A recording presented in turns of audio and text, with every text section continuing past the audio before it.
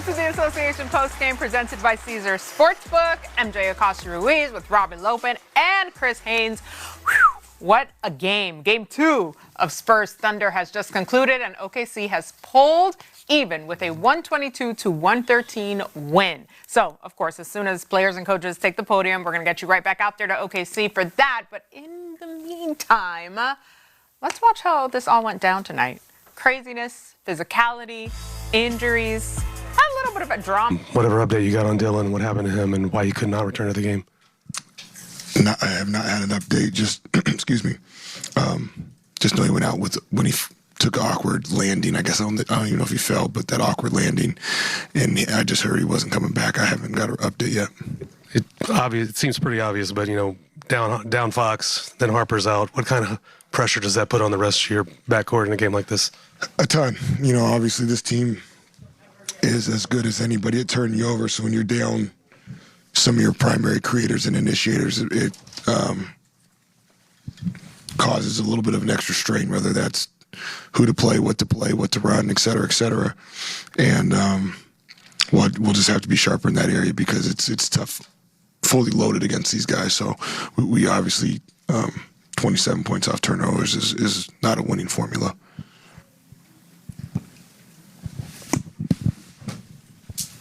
Mitch, we hadn't talked to you since the announcement about Fox pregame. Is that a situation where it's like you said before the game? It's going to be the world you're living in now. But is that a situation where he could have played if you pushed him today, or I guess how serious is that injury? Honestly, I maybe just trying to play every day. It's a tough injury that he wouldn't be playing with in the regular season, so he's trying to tough it out, and he did that in Minnesota, and then had an awkward landing, and so he re-aggravated it, and we just got to make sure that he's in a place that he can be out there and compete to the level that he would need to in the game that we're playing. And then I guess as a corollary to those two questions, Steph has been going through some turnover issues. What can you do to kind of address that? We've addressed it and we'll continue to, just in terms of trying to help him with some of his reads, especially when he's tired, whether it's playing more off 2 feet or getting off the ball, earlier with the early pass and just letting the ball find the open man. They do such a great job of showing crowds in the paint having multiple bodies, and so it's not just Steph. He had too many turnovers, but our whole team did. And so we have to continue to not fight that moment of the game where they're going to make you pass the ball at times, especially without Fox and then Harper. That's quite an output energy-wise, and so it's something that he'll be better at, and we'll be better for him to try to help him where we don't have to put maybe that much strain on him. Mitch, you got guys on both sides already banged up, going down, leaving the floor. How much of this, after 2 games, do you feel like is going to be a war of attrition, just with the two teams, the way they play, and just how tight everything seems to be? Yeah, it feels like that's always at this time of the season in every sport, right? You have to get to the end to give yourself a chance. And I think, again, that's why we have to continue to trust our depth, and guys have to step up and when their name's called, answer the bell and be able to give us some quality minutes. And then as you do get tired and the physicality heightens and the intensity is ever so present, you got to execute. And so there's something there where there's a mental, a physical, and an emotional challenge, I guess you could say. And you have to be able to do that in the micro every possession and then in the macro in terms of the totality of how you have a disposition and work a game for 48 minutes. On that note, Coach, what did you see from Jordan tonight, the way that he was kind of thrown into the fire? You mentioned just giving good minutes and spurts wherever he can. Yeah, Jordan's done that for us all year. He's done a great job of being ready when his name's called. Very smart basketball player, knows how to execute and give us toughness, and he was great for us tonight. Jordan's going to bring you in just a second. Thank you. What was it like for you guys, especially after you lose Dylan and now you're down 2 big ball handlers with him and Fox? What was the challenge like there, and how do you think you guys handled it? Not well. we gotta help our ball handlers more and take care of the ball. Obviously, without De'Aaron, it's going to lend itself to turnover issues, but are there other factors that you guys can shore up to try to cut down on? Yeah, of course, just consistency throughout the game in our game plan. Can think of a few down moments for myself, especially in the fourth quarter. Victor, you and Hartenstein had some huge battles on the glass there. He was able to win a lot of those. But what was that battle like for you, and what do you think you guys can do better to not lose that way? As I just said, it's all in the scouting. I have to trust the scouting. We have to trust it and do our work early. It's it's a straight effort. Victor, what would you say is the most frustrating thing about tonight's loss? I would say it's spending so much energy on catching back up to the score and then let it go away. Like when you say it's straight effort, is it that simple, or are there some tactical, strategic kind of adjustments you can make? What I mean is straight effort is like the tactics, we all know it by heart, but we have to, doesn't mean it's easy, and we have to work through it. Vic, what did you think of Steph's performance tonight and the way that he played through physicality? His competitiveness is unmatched, and we definitely need that. He gets us out of a lot of tough situations. De'Aaron's the one that is kind of the guy that controls the offense and settles you guys down a lot of the time. Yeah. When you don't have him, when you don't have Dylan, what do you try to do to keep things organized, controlled, and settled down? We didn't do a great job at it today, but we need some poise for sure. Taking care of the ball, helping the main ball handlers, and being aggressive just like we were in the third quarter.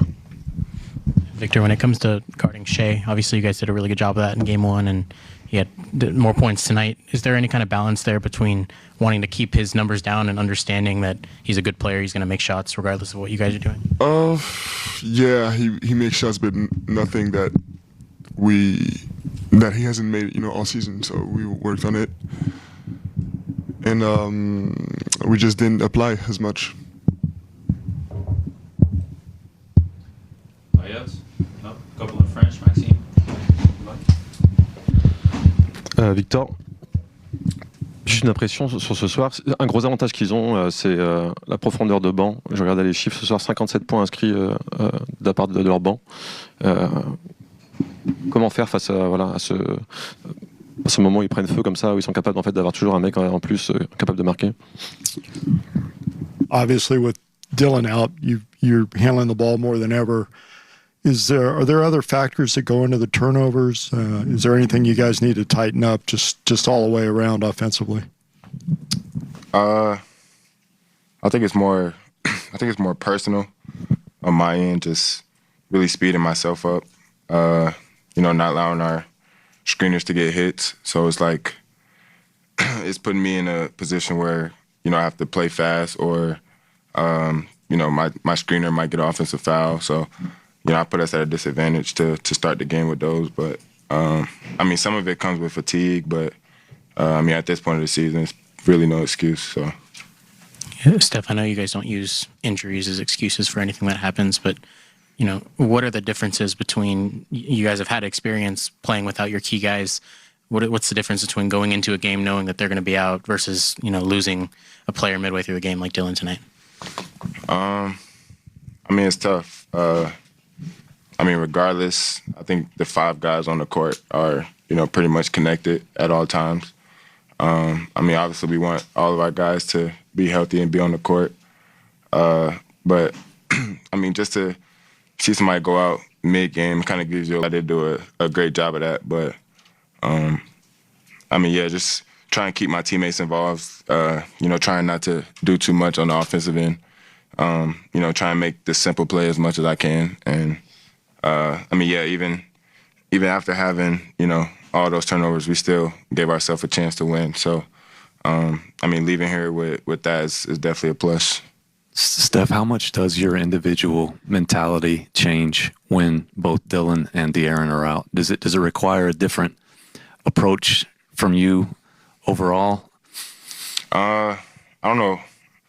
I don't know if I played a game with both of them out earlier in the year. I don't think so. I mean, yes. I mean, it's tough. I mean, having another ball handler on the court, you know, at all times is definitely a luxury. I think, you know, J-Mac played big minutes today when he came in. Helped me out, helped us out a ton. So, I mean, yeah, it's tough, but I think just, you know, with all of our energy mainly focused on the defensive end, I just think, well, me personally, I'd have to take my time a lot more on the offensive end and try and make, you know, the simple read as much as I can. Steph, Coach said you were a warrior out there tonight. How do you balance that attack mindset and always attacking with the patience and that part of it? Yeah, I think the way that they guard, they do a good job of trying to bait you into playing one-on-one. And a lot of the times you can probably go create your own shot, but I think for the team and for the way that we play, we don't want to play that way. So, I mean, trying to balance, you know, when to be aggressive versus, you know, keeping my teammates involved and trying to make the right pass, make sure everybody's in rhythm. So, I mean, yeah, it's tough, but, I mean, we've seen them multiple times, and it's kind of been the same theme with them. So, I'm doing that. But, I mean, mentally, I think we're all in a good headspace. We came here, you know, won a game on the road, and they're a good team, and they responded. So, you know, now we have a chance to play in front of our fans. So, I think we'll erase this game pretty quick. Obviously, we're gonna watch it and, you know, go through it and scout it. But I mean, yeah, I mean, looking forward to the next game. It's in 2 days. So, I mean, we've done a good job of having short-term memory all season. So I don't see what'll change. Steph, what would you say was the biggest challenge with containing OKC's pace tonight? I think it started probably with probably a lot with my turnovers, honestly. Them being able to get out in transition and, you know, get a rhythm that early. I think I don't know how many points they had in transition in the first half, probably like 15, 16. So, and it was like a 8-point game. So, I mean, yeah, just trying to take care of the ball on, you know, the offensive end and force them to play against our half-court defense. I feel like for the most part we've been pretty solid in our half-court defense. So, just not allowing our offense to hurt our defense. Steph, I want to take you back to the second quarter. You have a pretty big dunk that in normal games would change momentum swings, yet it swings the momentum the other way, like immediately. In the 8 quarters that you guys have played, because the overtime didn't seem like anybody can grab the momentum. Can you just talk about the mental exhaustion of getting back and forth and just not being able to grab that momentum, just going back and forth in that tug of war? Yeah. I think it's a game of runs, and I think with high-level teams like that, you know, there's a lot of talent on the floor, and, you know, typically that comes with big plays. But I just think with all the talent that is on the floor, I feel like everybody's, you know, seen a play like that before. So, you know, you kind of wash it pretty quick and get back to, you know, playing basketball. So I think they did a good job of that, especially in that quarter. So, I mean, I think we just got to be better. Not sure if you've been asked yet about Dylan Harper getting all rookie at first team, but I wanted to ask about the character that he's brought to the Spurs team this year. Yeah, Dill's really good. I think he's going to be a great player in this league for a long time.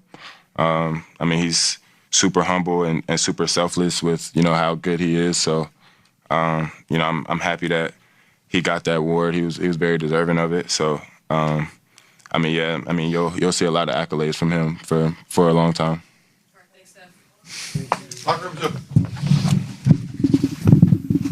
Lengthy post-game presser there from Stephon Castle. Look, 27 points off 21 San Antonio turnovers for OKC. So what does San Antonio need to take and really take better care of in Game 3, Chris? Listen, but first I want to say this. Stephon Castle, I applaud you, brother. Like, he's taking accountability. He understands the situation he's put himself in where San Antonio without Fox, and Dylan Harper was forced to leave the game as well. So he was pretty much the only primary ball handler out there. He's not a point guard. He's playing this role because he has to. And we're going to get on him about the turnovers. Yes, he has 20 turnovers in the last 2 games, 19 assists in the last 2 games as well. So I want to applaud him.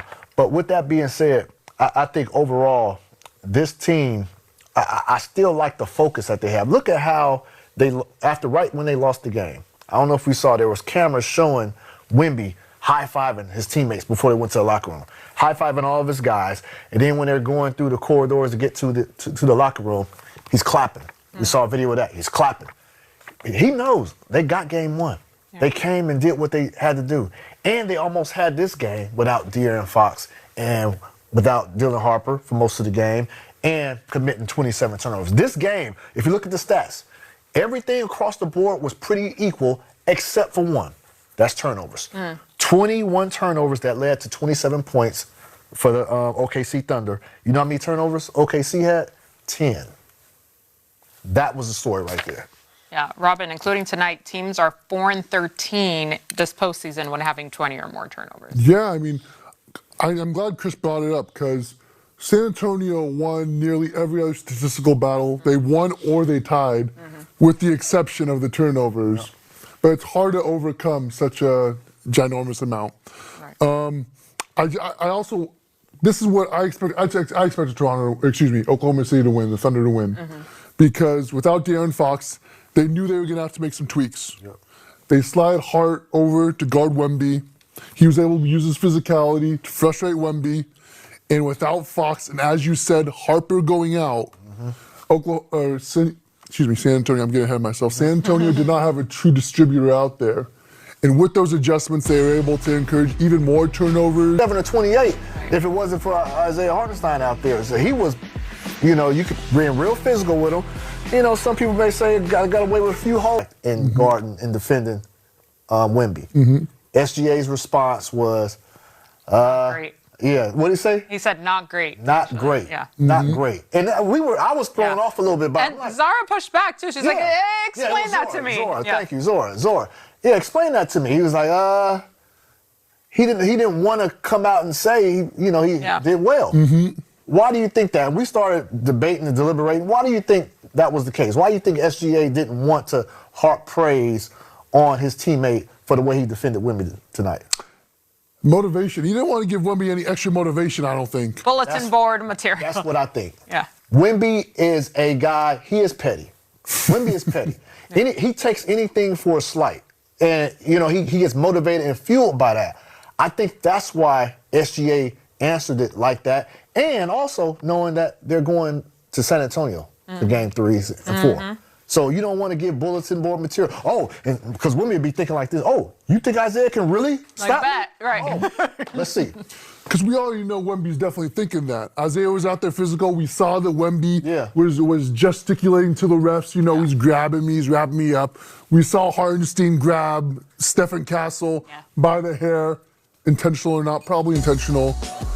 And there's already motivation there, and you don't want to exacerbate that problem. And Rob, these highlights are going to be shown for the next couple of days. Ad nauseum. Right. Isaiah, is he the key? Is he the key? And then you add SGA harping praise on top of it. There it is. And Wemby is seeing all this and hearing all this. But let me tell y'all this. We're in uncharted territory right here. And the reason I say that is, when was the last time a player didn't want to give his own teammate unprecedented, praise? Especially when you look at a team like the Oklahoma City Thunder. They're all about building each other up. They're standing behind each other during every single post-game interview. I'm so intimidated by what that guy can do in the other locker room. Yes, MVP. That I don't want to heart praise. Biting his tongue, holding back his words. I've never seen it. He paused for so long in that response. It was more than a pregnant pause. Yes. It was, triple pregnancy pause. It's respect. Yeah, but Wemby is different. I can't wait. That's what I'm saying. That's why I'm so excited for these playoffs. Are you excited? I'm a little bit. This entire series already, and we're only 2 games in. All right, so a game-high 30 points for the back-to- What did you like best about just kind of the tempo and pace? It seemed like the results from an efficiency standpoint, both the shooting and the assist to turnover ratio was really high tonight. Yeah, we honestly speaking, I think we just did a better job of attacking them. In the first game, I still feel like we got like really good looks. They just didn't go down. But yeah, I guess just got a little bit more comfortable with their type of defense. Obviously, it's very unique and different from literally every other defense in the league, so it takes some getting used to. But we're still gonna have to keep getting better throughout this series if we want a chance to win the series. Really good team, really good defensive team, really good. They check all the boxes, so we're gonna have to continue to get better. Tonight wasn't good enough to win the series, and we know that. So we'll take the W, but we got to keep getting better. Shai, these are right here. These are my words, not yours. But it's starting to feel like game ones are sort of your feel-out game. What changed for you from the other night to tonight? Nah, I just have sucked when I get too long of a break. I don't think it's anything other than that. I don't know. I guess I got to do a better job with my breaks, especially during the playoffs. I don't know if it's anything other than that, to be honest. Yeah, and I think it was with like 42 seconds left, you hit that midi that you were trying to hit for like 2 minutes straight, and you told the guys around you, like, calm down. You said it explicitly, but calm down. What'd you feel in that moment to tell them that? Nah, Jared was yelling at me while I was shooting, and I was just like, bro, I'm shooting. Like, don't distract me. So yeah, that's all I wasn't telling the, I was literally just telling Jared to calm down. But that's what great shooters do, like, you know, when they're open. So yeah, we hashed it out. We're good. Shai, Mark was kind of saying there was an element of just playing better to get the result in game two. For you personally, when you talk about learning what the breaks have maybe looked like for you, what was the last 48 hours like in your head coming into this game, knowing what you needed to do? Yeah, like this late in the season, like it's nothing special that you can do. Like, every team has their identity, and when they impose their identity more than the other team does, they usually win, no matter what level or what stakes are in the game. And tonight we just did a better job of that than we did in the first game, and that's probably why we came out on top. Now the circumstances change and force you to focus on your identity more, and I think tonight we just had no chance but to play to our strengths, or else just to give ourselves the best shot to win tonight.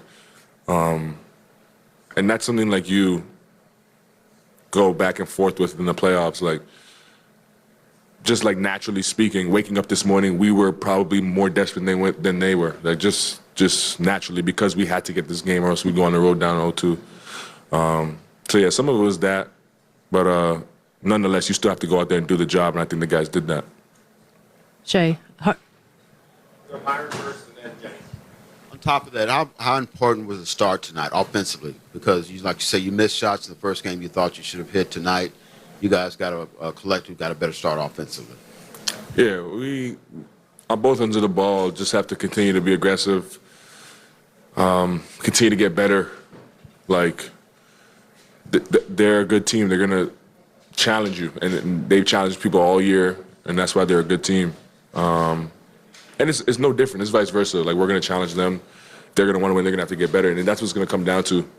So that's what we got to focus on. We did that tonight. We got better offensively, defensively. From game one to game two, we got to keep doing that for game three. Shai, Isaiah plays 12 minutes in game one, and I think people were wondering what the play might be on Wemby tonight. Turns out to be him, his willingness to go out there, play defense on a guy like that after not playing very much in the first game. What stood out to you just about what he did tonight on the floor for you guys? Yeah,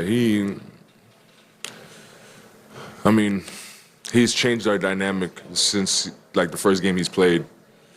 He's our physicality, he's our backbone, like, he's our bruiser, set screens, rebounds for us, he's physical. he also obviously is very skilled, like can pass, play in the pocket, makes the next play. Like he helps us a lot out there. And we saw his effectiveness tonight for sure on a very high stage, very high stakes in this game. But yeah, I mean, Coach didn't call his number as much in the first game, called it tonight, and he just stepped up to the challenge. You need guys like that, you need teammates like that. When you have a room full of guys like that, you get good results, and he's just a testament to that. Shai, to follow up on Jenny's question, it did seem like there was more physicality toward Wemby tonight, and that's probably just natural as the series goes on. But if it was that simple to stop him, everybody would do it every game. But is that the formula going forward? You just have to make sure that he feels people around him whenever an opportunity arises? I mean, every good player, they have to feel the defense. Yeah, I mean, it's tough. He's very different to scout. So it's like you got to try to mix things up. You got to try different things. And then that's just what we did. Coach tried something in the first game, didn't like it, tried something else. Like that's what it's about. Like I said a couple of times, like we just got to, as a group, make sure that we're getting better on all levels, all sides of the game, and give ourselves the best chance in this series. Go ahead. Shai, you talked earlier about you felt like you did a better job playing your identity as a team tonight. What specific things did you guys do better in this game that you think epitomized the identity of this team? We turned them over, I think. We rebounded better.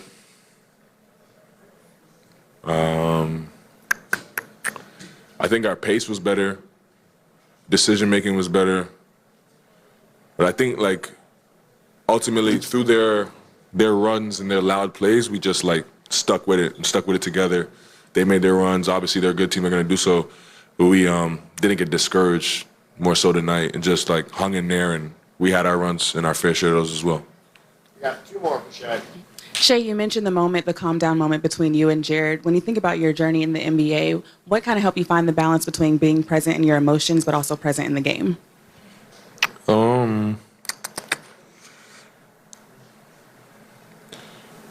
Yeah, I mean, a little bit of it is just like trial and error as you play games, as you're in the biggest moments. Usually I like to err on the side of like less emotion just because it gives you the best shot to think clearly. But sometimes you need emotion to fire you up and go get the job done in certain situations. So I think, yeah, it's just about finding the balance, and honestly, you just have to like figure it out. Joe, last question for Shai. Yeah, Shai, your answer on Hart in the post-game interview on the court was different than the one in here. Can you just kind of explain what was going on there? I didn't really hear her. And then once I realized what she said, I gave her the right answer. Yeah, at first I heard it wrong what she said.